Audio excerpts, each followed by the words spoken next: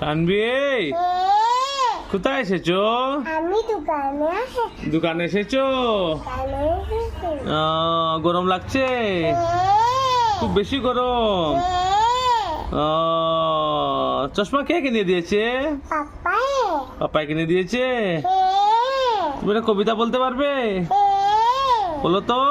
টুঙ্কেল টুঙ্কেল লিচু গাছ আবার উন্ডে বৃষ্টি হবে আপেল একে নাম ইন্ডে স্কাই। কি সুন্দর কবিতা বলেছো তুমি। কি খাবে? আমি আমি চুল খাবো।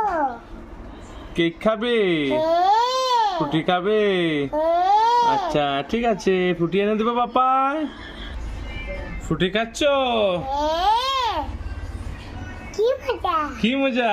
ঠিক আছে, খাও ফ্রুটি। টাটা।